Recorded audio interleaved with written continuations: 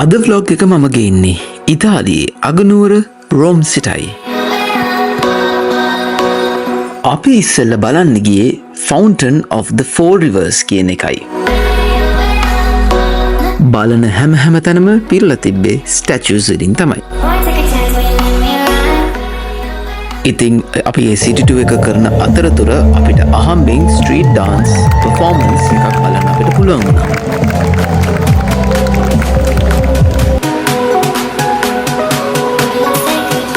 තව රෝම් වල ජනප්‍රිය දෙයක් තමයි ස්ට්‍රීට් ආටිස්ට්ලා හැම තැනම තියෙනවා. ඒ නිසා අපේ පෝට්‍රේට් එකක් හැම ගන්න නම් අපිට ස්ට්‍රීට් ආටිස්ට්ලාට කියලා ඒ දේ කරගන්නත් පුළුවන්.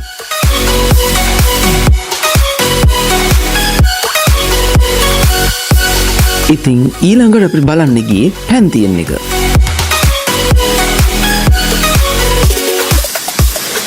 රෝම් යන ඕන කෙනෙක් අනිවාර්යෙන් පැන්තියන් එකත් බලන්න යනවා. ඒ නිසා මේක බලන ලොකු ජනකායක් හිටියා. ඒ නිසා අපිටත් දිග පෝලිමක ගොඩ වෙලාවක් අපිට රැඳෙන්න වුණා.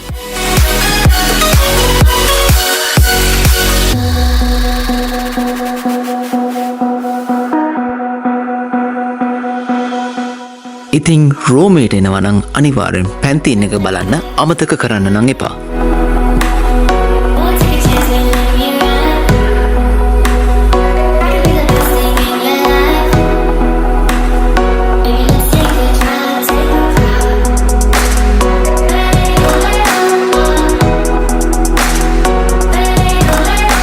රෝම් වල තවත් ෆේමස් ලොකේෂන් එකක් තමයි මේ ස්පැනිෂ් ස්ටෙප්ස් කියන්නේ.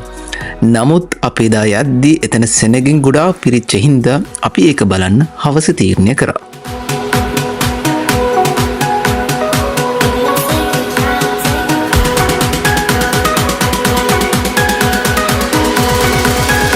ඊළඟට අපි බලන්න ගියයි විලා පෝගීස්. මං හරියට නම කියනද මං කියන්න දන්නේ නෑ. නමුත් ඒක ලස්සන ඇට්‍රැක්ෂන් එකක් කියන්නේ. ඒක ලස්සන පාක් එකක් බෝට්ටු පදින්න පුළුවන්. ගොඩක් සෙනග හිටියා. ඒ නිසා ඒ පාක් එකටත් යන්න අමතක කරන්න එපා.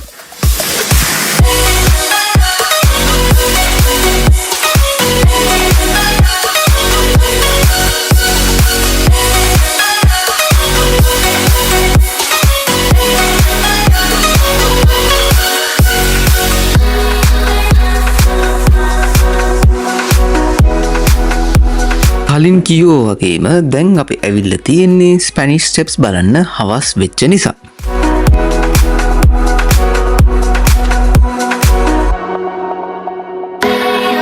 ඒ වෙද්දී තිබ්බට වඩා සෙනග අඩු වෙලා තිබ්බ නිසාත් අවුව බහැලා තිබිච්ච නිසාත් අපිට ගොඩක් වෙලා අපිට මෙතනදී ගත කරන්න පුළුවන් වුණා.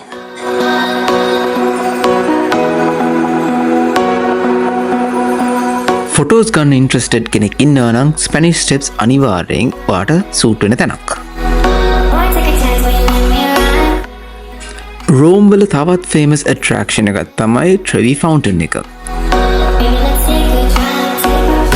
ඉතින් ට්‍රෙවි ෆවුන්ටන් එකේ සෙනග නැති වෙලාවක් නෑ. හැමතිස්සෙම සෙනග තියෙනවා. ඉතින් පොඩ්ඩක් හරි සෙනග අඩු වෙනවා නම් බලන්න හරිම හොඳම වෙලාව තමයි උදේ 7ට 6ට විතර. ඒ වගේ වෙලාවක් තමයි හරියටම ගැලපෙන්නේ.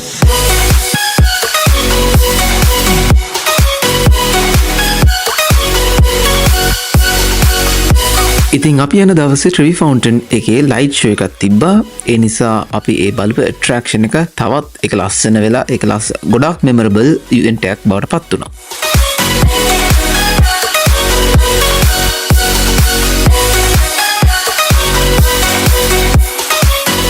ඉතින් රෝම් පාර්ට් 2 වීඩියෝ එකකින් නැවත හමු වෙයි බලාපොරොත්තු වෙමින් අදට ඕගොල්ලන්ගෙන් මම සමුගන්නවා.